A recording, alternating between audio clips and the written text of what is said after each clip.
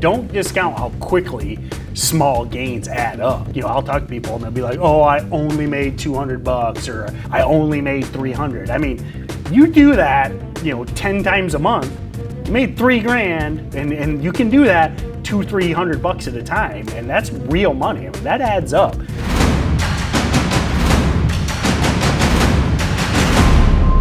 I've now adapted to Sykes' mentality where cut losses quickly. Yep. Not necessarily even cut losses intelligently. Like, I like to risk off a key level, but if I don't like the stock, I'm out. Yep. You know what I mean? I think that's something so many newer traders run into is I don't know if you want to call it fall in love with a trade or whatever, and it's like they just want it to work so bad that it's just, something I talk about all the time.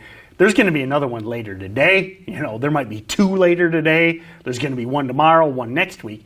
You don't have to fall in love with these trades. Yeah, there's always going to be another opportunity, and I always have that in mind. So I never fall in love with any stock. I don't care about win percent at all. Like, I win 50% of my trades, and I still make a good amount of money. You know what I mean? Yep. And that's something I want everyone to focus on too. Is in this niche. The win rate, you do not need an incredible win rate to be successful at this. If you keep those losses small, and then if you make those good trades and you focus on the consistent setups, you take those big wins and those small losses, you can have that 50% win rate and be successful in this niche. People people have these unrealistic expectations. Well, first of all, no one likes to lose. Mm-hmm. And then people think they think I got to win 90, 95%, or there's a lot of newer traders out there who think they got to win 100% of the time. You don't need a ridiculous win percentage. No, basically I just focused on risk reward and throw win percent out the window, because when I get too convicted, like something on HER, the stock was up from like $1 to 13, and I was like, there's no way this can keep going, Which proceeded to go, you were out by then, but it went to like the mid-30s or 40, yeah. So they can always go higher. Can always go higher. So what do you think, and this might be tough, but, we talked on the Steady Trade podcast a few months ago about one thing I greatly admire is your work ethic and your focus. Where do you think that came from? Did that come from the family, or did that just come from, again, I knew about the valet. I didn't know about the selling sheets at the mall. You've obviously got and I mean this in a good way, a hustle mindset, a get after it type mindset. Any idea where that came from? Or?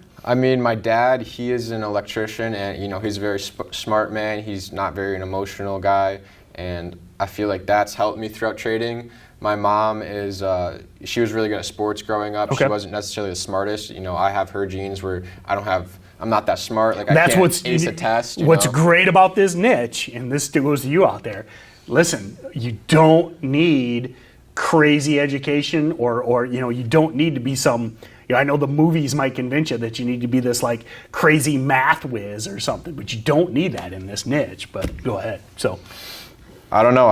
One of my friends, who got me into trading, he also had me read this book, Rich Dad, Poor Dad. Okay, yep. And I didn't really read anything growing up. Like, reading all those books, I would just, fake read it through school, and I would just guess on the test and hope that I would get right.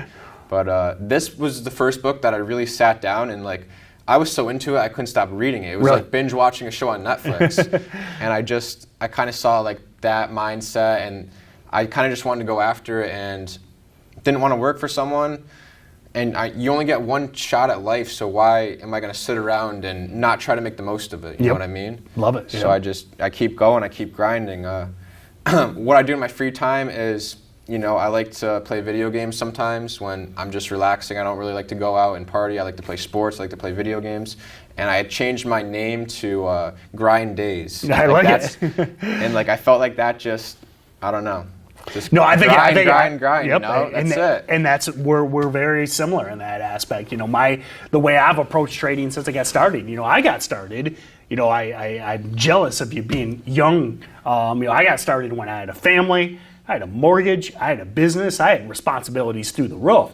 So I naturally came to trading very risk averse. Again, I'm like, listen, I don't care how much money I have, I'm not just going to throw it away. I'm going to focus on small losses and consistently repeatable setups. So it's like we have a similar style, But I mean, geez, I tell you, when I was your age, I probably wouldn't have traded like that. I probably would have just thrown stuff at the wall like most people do. So that's something I really respect, is that mindset you have and that work ethic you have. Yeah, I think that the three kind of trades you should have is either a small wins or break even, small loss, and then, you know, a regular gain, and then once in a while you're just going to hit one right out of the park. And if you can just eliminate big losses, like your profit chart, you know, it's just going to go up. It might go sideways for a little bit. It might have maybe a small little dip, but then it will rip up.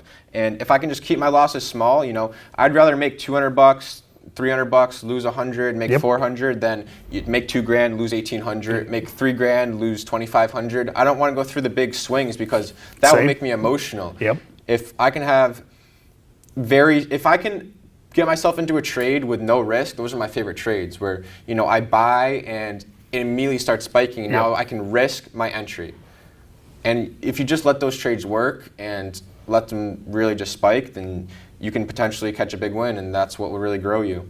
And don't discount, if you're a newer trader, don't discount how quickly small gains add up. Yeah, they really add up. It's amazing. People, like, you know, I'll talk to people and they'll be like, oh, I only made $200 or I only made 300. I mean, you do that, you know, 10 times a month, you made $3,000, and maybe you got a day job, maybe you're doing this part-time.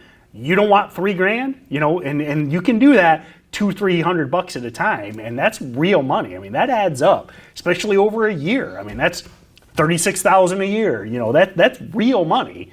That can pay off your car, okay? That can take you on a vacation. So don't discount how quickly those small gains add up. Like, I still get happy over like a $200-300 win, you know what I mean? Like, I still get happy if it's a good trade. Thanks for watching our video. Be sure to comment below with any trading related question. We love answering your questions. Also, like and share with your friends, and be sure to subscribe to be notified as soon as our next video hits. And if you're looking to expand your trading knowledge, don't forget to check out all of our other videos, and be sure to click the trial below. Check out StocksToTrade. I think it is one of the best, most rapidly advancing softwares out there. Be sure to check out our trial.